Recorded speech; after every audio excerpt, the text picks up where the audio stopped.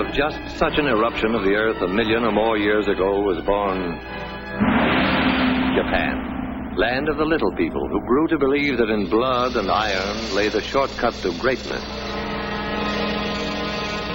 Land of philosophies and religions stranger than their names, like Bushido, the medieval code of slicing a victim with a samurai sword. Hako Ichiu, which means the four corners of the world under a Japanese roof.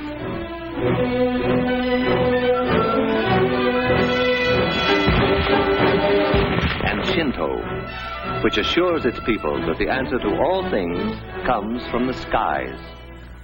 The truth of that one they were to discover. Old Japan was primitive. The history of the new Japan is a story of successful copying. On a tradition of peace and love of the soil, the new Japan suddenly turned its back and copied our locomotives, our planes, our great ocean-going liners. Even Tokyo might have been transplanted bodily from the Western world.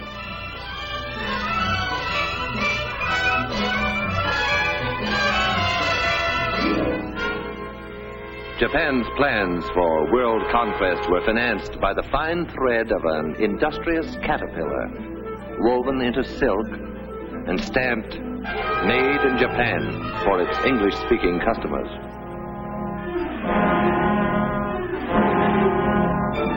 Soft silk sent away for hard scrap iron to be forged into weapons and returned to us eventually in hate.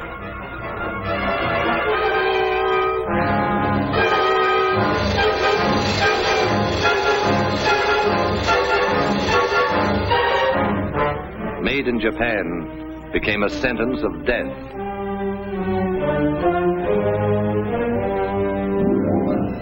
How will it end for the little people who wanted to enslave the world?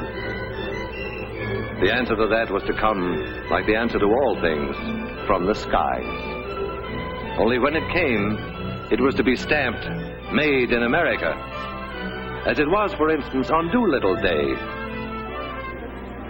when the Hornet, the first Shangri-La, pointed her prow right at the heart of Tokyo.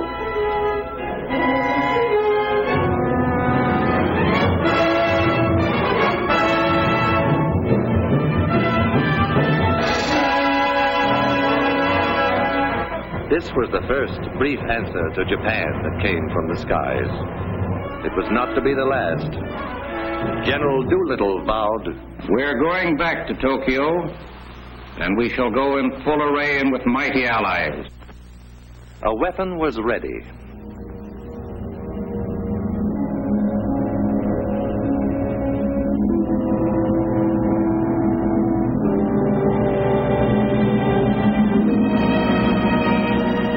Through these forbidding doors, ceaselessly, day and night, come trains bearing the materials that skill weld, forge, and rivet into an instrument dedicated to the destruction of the enemy.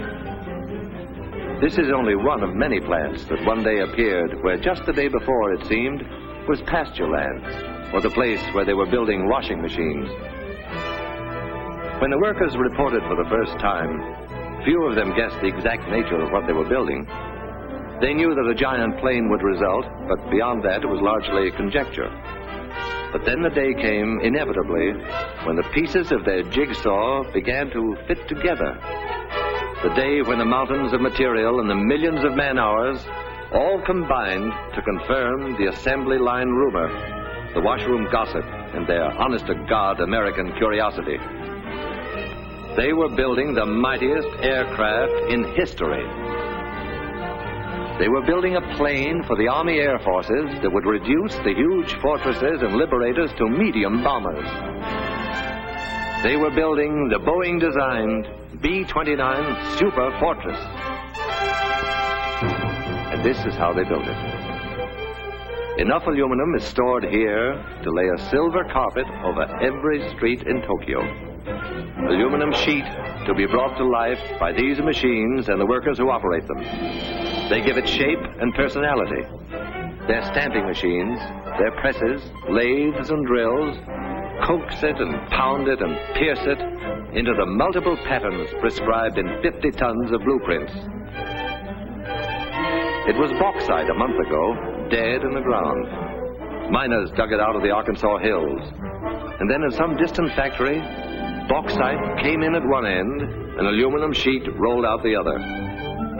One day from now, in the stratosphere above the clouds, it will mirror the sun. In a month, out of the ground and into the sky. These will be the wings to take it there. From the confusion of manpower and equipment within this massive jig will emerge the fabulous 117, a wing of completely new design, which will carry more weight, faster and higher than any other wing. The jigs themselves, the fixtures and the tools were designed so that unskilled workers could be expert with them in a week, whether they were farmers or clerks, cotton pickers or housewives, salesmen or ex-soldiers. The wing is of awesome weight and dimension, yet a girl can lift it with about the same effort that she would need to adjust the flower in her hair. Space and the handling of bulky parts have always been problems in assembly production. The engineers who designed this plant solved both problems at once with a few strokes on their drafting boards. They moved traffic to the ceiling. Thus, they allowed workers more time at machines, and machines more time at work.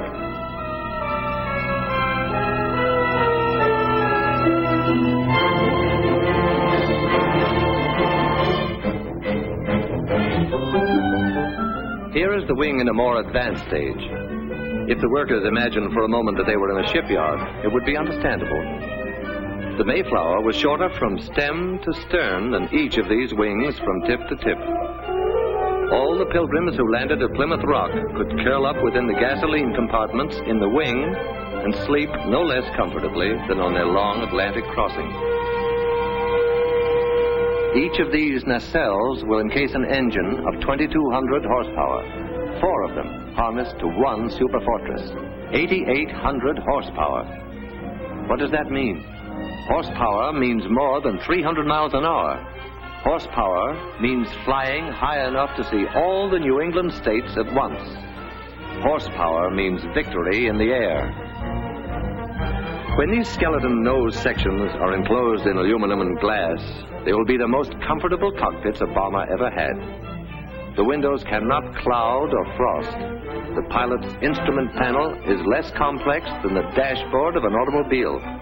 Soundproofing allows talk without the interphone.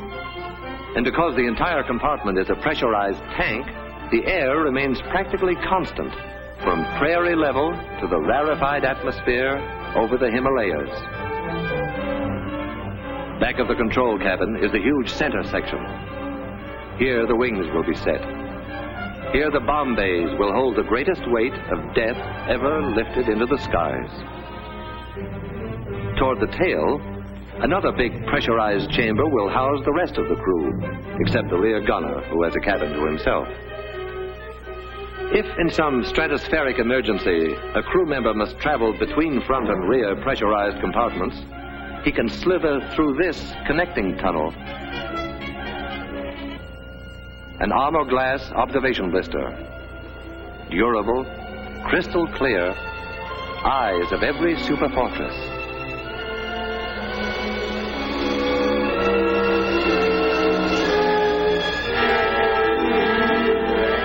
The prefabricated sub-assemblies are manufactured by other contractors and shipped to this plant by the carload.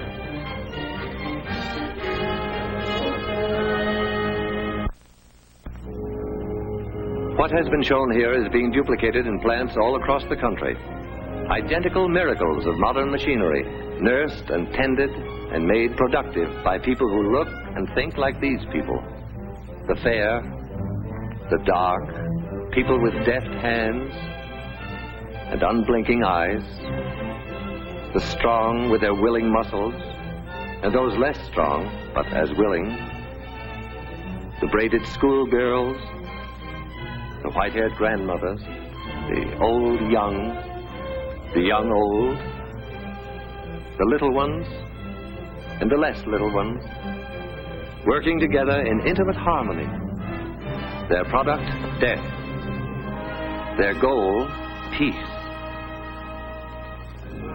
These workers are the lucky ones who see the finished product of their labor roll off the line. Every hour of every day, they are witness to this awe-inspiring ceremony. This tremendous wedding of material and man-hours, this climax in the history of man's conquest of the air.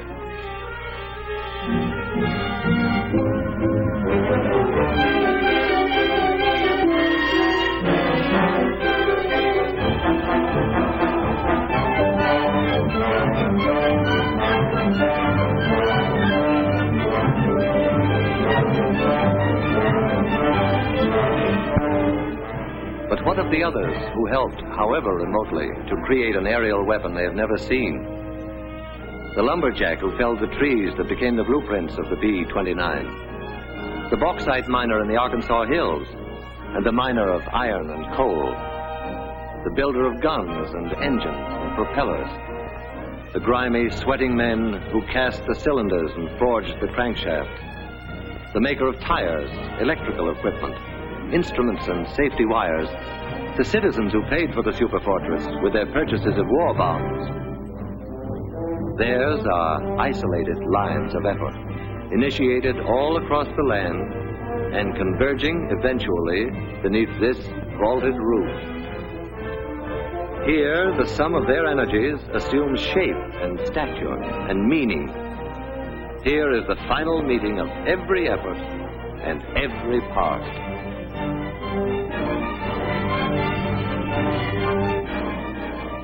A bold insignia will proclaim to the enemy that this is the proud new weapon of the United States Army Air Forces. But it is our plane, too, because we, the people, built it. We conceived it, financed it, gave it wings. We powered it and armed it, and our sons and brothers fly it. The function of the people's superfortress is to break the race who turn their backs on reason, to spin them around to face the peaceful way of living. It is the people's answer to all the sneak raids, all the death marches, all the stabs in the back. It is our memorial to the fighting men who were not afraid to die, who fought with their lives the time we needed to make the weapons to win the war. Like this weapon, which 50 hours after its tests will be landing in India or China or some other faraway Shangri-La to regain its breath before the final assault for which the people destined it. Within the plant, work proceeds, but the workers cock their ears for a sound that regularly drowns the clatter of their tools. It is more than a sound. It is a song. This is the song they hear.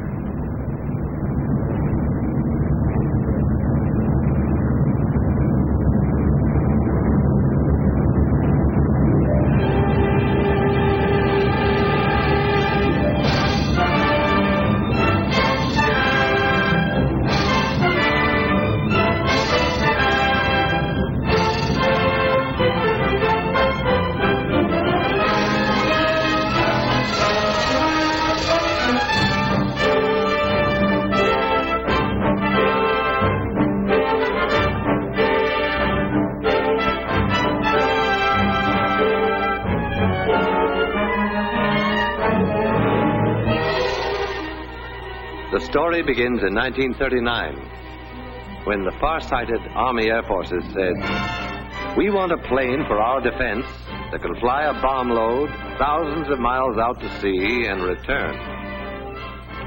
After 6 months' work, there was a tiny model which spent the next 6 months in a wind tunnel. And then there was a full-scale model which was subjected to every punishment man could devise for it. Only after a year of such tests did the Air Forces let contracts for planes that would be built to fight. The B-25 Mitchell is a big, strapping bomber, 67 feet across the wings, but it could reach Japan only if it took off from an aircraft carrier. Much bigger is the famed B-17 Fortress. 104 feet from wingtip to wingtip, it has ranged 1,400 miles over Japan's island conquests. but it cannot reach Japan itself from any base we now hold. The superfortress, wingspan 141 feet, longer than the Wrights' first flight through the air at Kitty Hawk. Range, altitude, and bomb load, secret, though the Air Forces do say of them laconically. Very long, very high, and very large.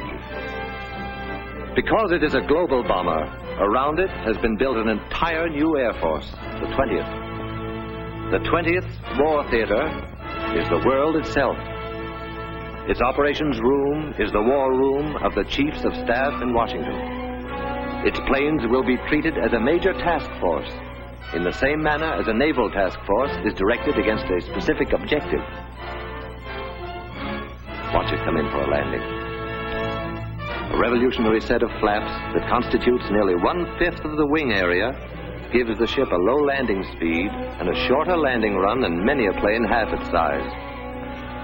All this great weight of superfortress is supported by a tricycle gear whose tires require less pressure than a child's bicycle.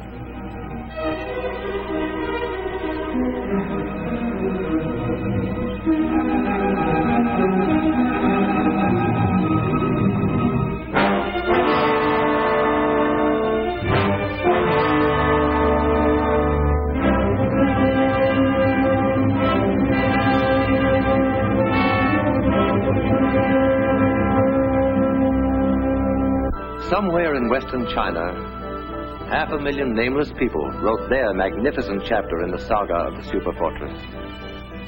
2,000 years after their ancestors built the Great Wall for the defense of China, these farmers transformed saturated rice paddies into airfields for offense against a new invader.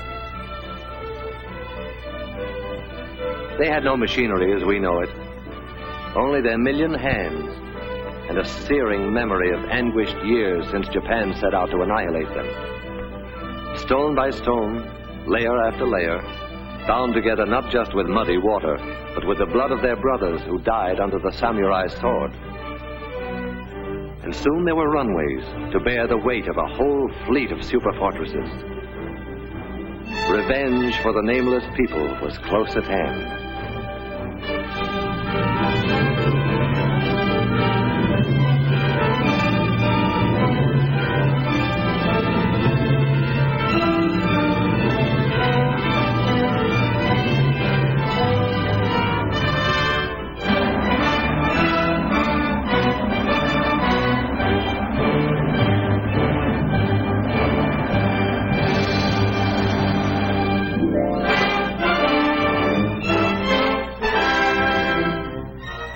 Even in China, land of miracles, the arrival of a superfortress is an occasion for everyone to turn out in curiosity and in welcome. A welcome now, but journey's end on the other side of the globe is only the beginning of another, grimmer journey. The tanks will have to be filled, the engines given a final check, the guns armed, the bombs set in the racks, and then briefing. And the assembled airmen will listen to words that a few years ago would have been fantastic, but today roll casually off a briefing officer's lips. The target, gentlemen, is Japan.